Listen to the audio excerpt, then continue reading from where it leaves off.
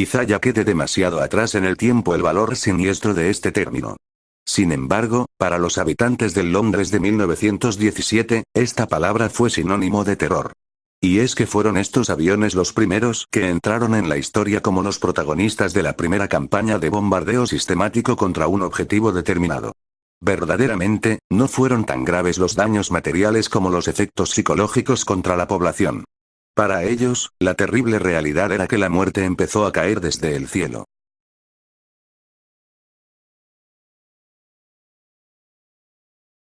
El surgimiento de la aviación como un arma capaz de decidir una guerra fue casi coetánea a la propia conquista del aire. Y este nuevo concepto se madura progresivamente durante la Primera Guerra Mundial.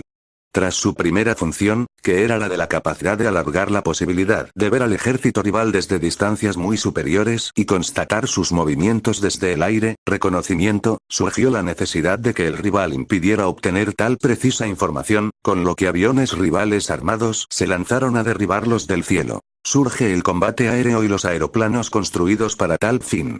Pero además, surgió una tercera función. Si esos aviones eran capaces de proporcionar una importante información de movimientos de tropas, fortificaciones y suministros, ¿por qué no podrían ser capaces además de lanzar explosivos al enemigo? De ahí surge el concepto del bombardeo. De esta raíz básica surgen dos aplicaciones casi desde el principio. Cuando el bombardeo se produce contra las tropas en el campo de batalla, se denomina bombardeo táctico. Pero cuando el objetivo se realiza contra las fuentes de aprovisionamiento de dichas tropas, estaremos hablando de bombardeo estratégico.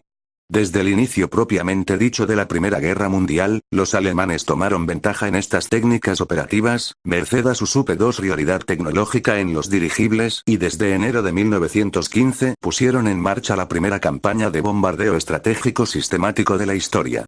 Durante la guerra, los cepelines alemanes dejaron caer en territorio aliado 200 toneladas de bombas con un saldo de 550 víctimas. Pero aparte de las consecuencias psicológicas, estos grandes colosos más ligeros que el aire, enormes, lentos e inflamables, demostraron ser blancos fáciles para los cazas interceptores y la artillería antiaérea. Así que los alemanes empezaron a decantarse por los aparatos más pesados que el aire, con mejor autonomía, más difíciles de derribar y mucho más rápidos.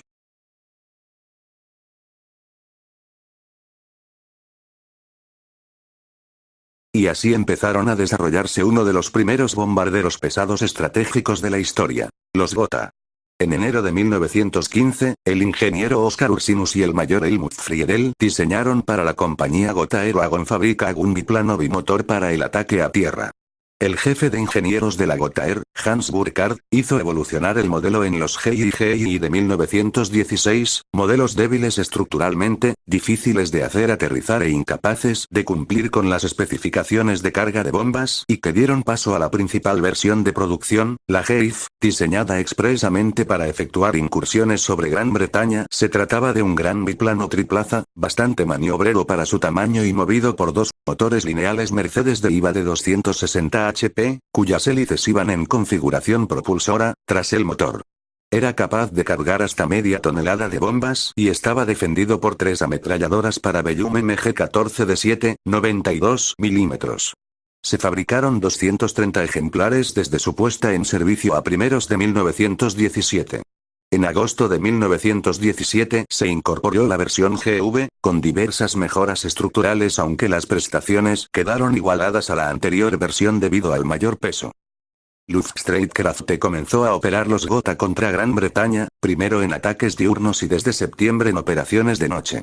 El 13 de junio de 1917, 14 bombarderos Gotha atacaron Londres y aunque casi un centenar de interceptores de la RAF les salieron al paso para derribarlos, todos los aviones escaparon indemnes, provocando el raid la cifra de 160 víctimas. Verdaderamente, el efecto sobre la opinión pública fue demoledor. Si 14 Gotha habían provocado esa cifra de muertos, ¿qué podrían hacer grandes flotas en el futuro? Luego se demostró que los bombarderos, aunque más difíciles de derribar que los colosales cepelines, no podrían competir con los más ágiles cazas, y las pérdidas aumentaron en siguientes raids. De todos modos, el Gotha, siendo un buen aeroplano, no era un avión superlativo.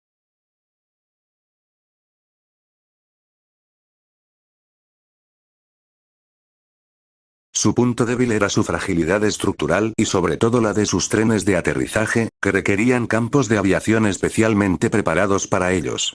De hecho, se perdieron más en accidentes que en acciones bélicas propiamente dichas. Los bombardeos continuaron sobre Inglaterra, Londres, y sobre Francia, París, pero debido a que las defensas antiaéreas mejoraron, las pérdidas propias se hicieron cada vez más cuantiosas y los daños materiales producidos demasiado escasos para permitirse el lujo de seguir perdiendo aviones y tripulaciones. No así el efecto sobre la población, que adquirió en esos últimos años de guerra una verdadera psicosis y una sensación de auténtica indefensión. De cualquier manera, la importancia de este avión radica precisamente en la innovación del uso que se dio por parte de Alemania, una apertura de la caja de Pandora de todo lo que después acontecería durante la Segunda Guerra Mundial. La guerra aérea iba a perfeccionarse cada vez más en ambos bandos, pero el concepto del bombardeo estratégico adquirió para los aliados valores de idea fundamental para alcanzar la victoria. Su punto